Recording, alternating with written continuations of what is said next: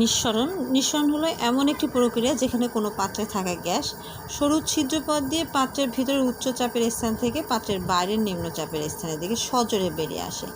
অর্থাৎ এই যে সরু ছিদ্রপথ দিয়ে বের হয়ে আসে, এই সরু ছিদ্রটাকে বলা হচ্ছে পিনহোল।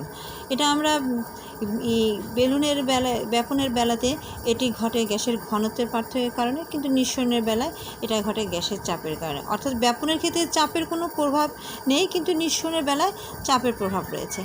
যে ব্যাপনের ক্ষেত্রে কঠিন, তরল বা গ্যাসীয় পদার্থ উপযুক্ত মাধ্যমে সব দিকে ছড়িয়ে পড়ে, কিন্তু নিঃসরণের ক্ষেত্রে শুধু গ্যাসীয় পদার্থ গ্যাসীয় মাধ্যমে সরু ছিদ্রপথ দিয়ে বেশ বেগে বের হয়ে আসে।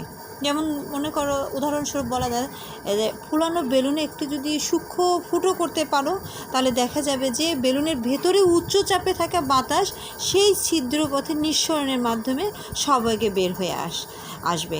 ফুলানো বেলুন ফুটো করার চেষ্টা করলে টান হয়ে থাকে বেলুনটি ফুটোর চারপাশে খুব দ্রুত সরে গিয়ে ফুটোটিকে বড় করে ফেলতে চায় বলে বেলুনটি ফেটে যায়। আমরা আরও কিছু উদাহরণ বলতে পারি যে ফুলানো বেলুনটাকে তুমি যখন ছিদ্র করতে যাবে, সেটা চাপে ভিতরের বাতাসের চাপে যখন বেলুনের ফোঁটাটা বেশি বড় হওয়ার ফলে বেলুনটি ফেটে যাবে। কিন্তু যেখানে আমরা ফুটো করব সেখানে যদি এক টুকরো স্কচ টেপ লাগিয়ে তার উপরে আলপিন দিয়ে ফুটো করা হয়, তাহলে বেলুনটি আর ফেটে যাবে না। তখন বাতাসটি ফুটো দিয়ে আসতে থাকবে এবং ধীরে ধীরে বেলুনটি চুপসে যাবে। এটাই হচ্ছে নিঃসরণ। আর এছাড়া আমরা আরও উদাহরণ দিতে পারি, যেমন হচ্ছে আমরা বিভিন্ন যানবাহনের জ্বালানি হিসেবে সিএনজি ব্যবহার করে থাকি। সিএনজি হচ্ছে মূলত উচ্চ চাপে সংকোচিত মিথেন গ্যাস। আর এটা চালানোর সময় সিএনজি গ্যাস সিলিন্ডার থেকে মিথেন গ্যাস নিঃসরিত হয়ে গাড়ি বা যানবাহনের ইঞ্জিনে প্রবেশ করে।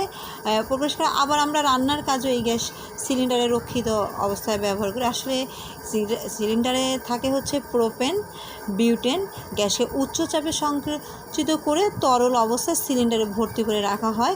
গ্যাসের চুলা জ্বালানোর সময় সিলিন্ডারের মুখ খুলে দেওয়া হলে এটি গ্যাসে পরিণত হয়ে সবেগে বের হয়ে আসে এবং সেক্ষেত্রেও নিঃসরণ ঘটে।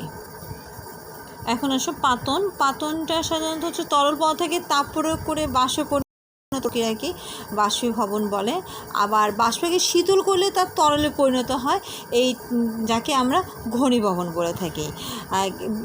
বলে থাকি। আর শীতল করে রাখা কোমল পানীয় বোতলের গায়ে দেখা যাবে ছোট ছোট জলকণা দেখি আমরা, যা জলীয় বাষ্প তার তাপ শক্তি নির্গত করে ঠান্ডা হয়ে পানির কণায় পরিণত হয়। এটা একটা ঘনীভবনের উদাহরণ, সাধারণত তোমরা এটা দেখে থাকবে। আর অন্যদিকে পাতন হচ্ছে কোনো তরলকে তাপ দিয়ে বাষ্পে পরিণত করে তাকে পুনরায় শীতলীকরণের মাধ্যমে তরলে পরিণত করার প্রক্রিয়া। সুতরাং পাতনকে আমরা বলতে পারি পাতন = বাষ্পীভবন প্লাস ঘনীভবন। আর পাতন প্রক্রিয়া কোনো রাসায়নিক বিক্রিয়া হয় না।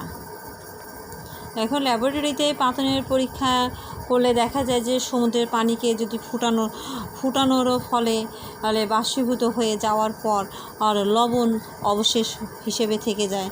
আবার দ্বিতীয়টা বলছে ট্যাপের ঠান্ডা পানি যদি শীতকের মধ্য দিয়ে যাওয়ার নলটিকে শীতল করে, আবার শীতকের মধ্য দিয়ে যাওয়ার সময় ঠান্ডা তলের সংস্পর্শে বাষ্পে ঘনীভূত হয়ে পানিতে পরিণত হচ্ছে। অর্থাৎ ল্যাবরেটরিতে নিরাপদ পরিবেশে যথাযথ পাত্র ও ব্যবহার করে পাতনের পরীক্ষা করা যায়। যেমন হচ্ছে পানিতে অপদ্রব্য মেশানো থাকলে পাতনের মাধ্যমে বিশুদ্ধ পানিকে আলাদা করে নেওয়া যায়। আর রাসায়নিক শিল্প কারখানাতেও ব্যাপকভাবে পাতন ব্যবহার করা হয়। যেমন তেলের খনি থেকে যে অপরিশোধিত তেল উত্তোলন করা হয়, সেগুলো পাতনের মাধ্যমে পরিশোধন করা হয়।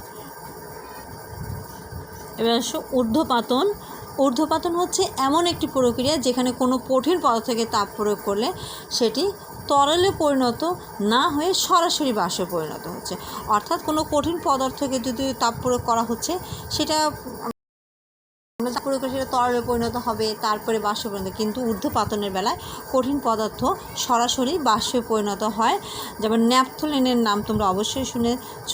কাপড়কে পোকামাকড় থেকে রক্ষা করার জন্য আমরা ন্যাপথলিন ব্যবহার করি। এই ন্যাপথলিনকে যদি তাপ দেওয়া হয়, প্রথমে এটা তরল নয় সরাসরি গ্যাসে পরিণত হয়ে যায়। আবার ড্রাই আইস হচ্ছে হিমায়িত কার্বন অক্সাইডের একটি কঠিন রূপ। ড্রাই আইস বায়বীয় বা গ্যাসীয় অবস্থায় তার কঠিন অবস্থা থেকে অধিক স্থিতিশীল। এটি যখন বাতাসের সংস্পর্শে আসে তখন সেটি কঠিন অবস্থা থেকে সরাসরি গ্যাসীয় অবস্থায় পরিবর্তন। এটাকে আমরা ঊর্ধ্বপাতনের হিসেবে ধরতে পারি।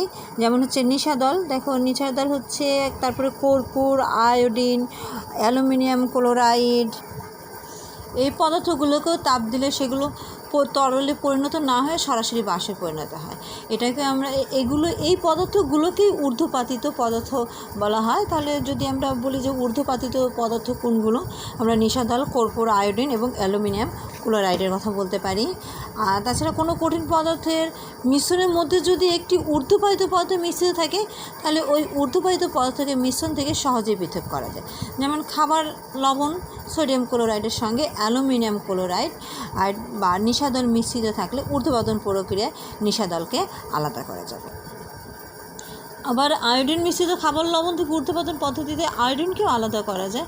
তবে কঠিন অবস্থায় ঊর্ধ্বপাতিত পদার্থ তাপ প্রয়োগ করতে থাকলে তা সহজেই বাষ্পীভূত বা গ্যাসীয় অবস্থায় পরিণত হয়। কাজে আয়োডিন মিশ্রিত খাবার লবণ তাপ প্রয়োগ করলে আয়োডিন সহজেই বাষ্পীভূত হয়ে যাবে, তবে আবার ওই বাষ্পকে ঠান্ডা করলে তা কঠিন আয়োডিনে পরিণত হবে।